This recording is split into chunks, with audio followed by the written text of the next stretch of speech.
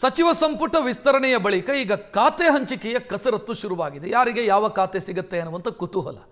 ಸಮಾಜ ಕಲ್ಯಾಣ ಇಲಾಖೆಯ ಮೇಲೆ ಪ್ರಮುಖ ಸಚಿವರ ಕಣ್ಣಿದೆ. ಕೆಎಸ್ ಬಸವಂತಪ್ಪ ಅವರಿಗೆ ಸಚಿವ ಸ್ಥಾನ ಕೊಡಿಸುವುದಕ್ಕೆ ಎಚ್ ಆಂಜನೇಯ ಪ್ರಯತ್ನ ಮಾಡ್ತಾ ಇದ್ದಾರೆ. ಬಸವಂತಪ್ಪ ಅವರ ಜೊತೆ ದೆಹಲಿಯಲ್ಲಿ ಠಿಕಾಣಿ ಹೂಡಿದ್ದಾರೆ ಆಂಜನೇಯ. ವರಿಷ್ಠರಿಗೆ ಅಭಿನಂದನೆ ಸಲ್ಲಿಸುವ ನೆಪದಲ್ಲಿ ಭೇಟಿಯಾಗಿ ಆಂಜನೇಯ ಅವರು ಸಿದ್ದರಾಮಯ್ಯ ಅವರ ಮುಖ್ಯಮಂತ್ರಿಯಾಗಿದ್ದ ಮೊದಲ ಅವಧಿ ಏನಿದೆ 2013ರಿಂದ 2015, ಆ ಟೈಮಲ್ಲಿ ಆಂಜನೇಯ ಸಮಾಜ ಕಲ್ಯಾಣ ಸಚಿವರಾಗಿದ್ದರು. ನೆನಪಿರಬಹುದು, SC ST TSP ಕಾಯ್ದೆಯನ್ನು ಜಾರಿಗೆ ತಂದಂಥ ಸಂದರ್ಭದಲ್ಲಿ ಅದನ್ನು ಮಂಡಿಸಿದವರೇ ಸಮಾಜ ಕಲ್ಯಾಣ ಸಚಿವರಾಗಿ ಆಂಜನೇಯ ಅವರು ಬೆಳಗಾವಿ ಅಧಿವೇಶನದಲ್ಲಿ. ಸೊ ಈಗ ಅವರ ಸೋದರಳಿಯ ಬಸವಂತಪ್ಪ ಅವರಿಗೆ ಸಮಾಜ ಕಲ್ಯಾಣ ಇಲಾಖೆಯ ಖಾತೆಯನ್ನು ಕೊಡಿಸಬೇಕು ಅನ್ನೋ ಪ್ರಯತ್ನದಲ್ಲಿದ್ದಾರೆ.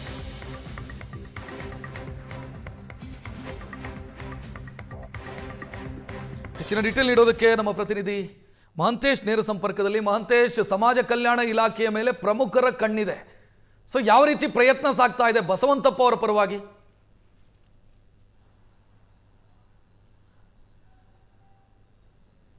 ಎಸ್ ರಕ್ಷತ್, ನಿಜಕ್ಕೂ ಈ ಸಮಾಜ ಕಲ್ಯಾಣ ಇಲಾಖೆಯ ಮೇಲೆ ದಲಿತ ಸಚಿವರ, ಪ್ರಮುಖವಾಗಿ ದಲಿತ ಸಚಿವರ ಕಣ್ಣಿರುವಂಥದ್ದು. ಈಗ DK ಶಿವಕುಮಾರ್ ಅವರ ಸಂಪುಟದಲ್ಲಿ SC ST ಸಮುದಾಯದ 10 ಜನ ಸಚಿವರಿದ್ದಾರೆ.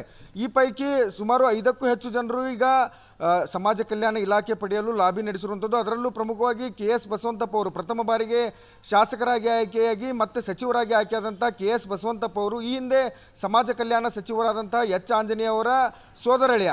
ಈಗ ತಮ್ಮ ಅಳಿಯನಿಗೆ ತಾವು ನಿಭಾಯಿಸಿದ್ದ ಖಾತೆಯನ್ನೇ ಕೊಡಿಸಬೇಕಂತೇಳಿ ಎಚ್ ಆಂಜನೇಯ ಅವರು ಕಸರತ್ತು ನಡೆಸಿದ್ದಾರೆ. ಈ ಸಂಬಂಧ ದೆಹಲಿಯಲ್ಲಿ ಠಿಕಾಣಿ ಹೂಡಿ ವರಿಷ್ಠರಿಗೆ ಅಭಿನಂದನೆ ಸಲ್ಲಿಸುವ ನೆಪದಲ್ಲಿ ಭೇಟಿಯಾಗಿ ಅವರ ಮನವೊಲಿಸಲು, ಅಂದರೆ ಓರ್ವ ಪೌರ ಕಾರ್ಮಿಕ ದಂಪತಿಯ ಪುತ್ರನಿಗೆ ಒಂದು ವೇಳೆ ಸಮಾಜ ಕಲ್ಯಾಣ ಇಲಾಖೆ ನೀಡಿದರೆ ಒಂದು ಉತ್ತಮ ಸಂದೇಶ ಹೋಗುತ್ತೆ. ಮತ್ತು ಮಧ್ಯ ಕರ್ನಾಟಕ ಭಾಗದಲ್ಲಿ ದಲಿತ ಸಮುದಾಯಕ್ಕೆ ಒಂದು ಸಮಾಜ ಕಲ್ಯಾಣ ಖಾತೆಯನ್ನು ನೀಡಿದರೆ ಅದು ಸಹ ಅನುಕೂಲ ಆಗುತ್ತೆ. ಮತ್ತು ಏನು ಒಳ ಮೀಸಲಾತಿ ಹೋರಾಟದಲ್ಲಿ ಪ್ರಮುಖ ಪಾತ್ರವನ್ನು ವಹಿಸಿದ್ದು, ಹೀಗಾಗಿ ಸಮಾಜ ಕಲ್ಯಾಣ ಇಲಾಖೆಯ ಖಾತೆಯನ್ನು ನೀಡಬೇಕು ಅಂತ ಆಗ್ರಹಿಸ್ತಾ ಇದ್ದಾರೆ. ಮತ್ತೊಂದೆಡೆ PM ನರೇಂದ್ರ ಸ್ವಾಮಿ ಆಗಿರ್ಬೋದು, ಮತ್ತು ಏನು ರುದ್ರಪ್ಪ ಲಮಾಣಿ ಅವರಾಗಿರ್ಬೋದು, ಇತರೆ ಸಚಿವರು ಈಗ ಏನು ಶಾಸಕರು ಸಚಿವರಾಗಿ ಪ್ರಮಾಣವಚನ ಸ್ವೀಕರಿಸಿದ್ದಾರೆ.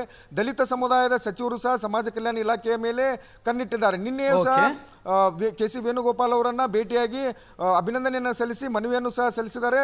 ತಡರಾತ್ರಿವರೆಗೂ ಸಹ ಏನು AICC ಅಧ್ಯಕ್ಷ ಮಲ್ಲಿಕಾರ್ಜುನ್ ಖರ್ಗೆ ಮತ್ತು ರಾಹುಲ್ ಗಾಂಧಿ ಅವರನ್ನ ಭೇಟಿ ಮಾಡುವ ಪ್ರಯತ್ನದಲ್ಲಿದ್ದರು. ಆದರೆ ಈಗ ಇವರ ಪ್ರಯತ್ನ ಎಷ್ಟರ ಮಟ್ಟಿಗೆ ಫಲ ಕೊಡುತ್ತೆ ಎಂಬುದನ್ನು ಕಾದು ನೋಡಬೇಕಾಗಿದೆ. Rakshath, thank you.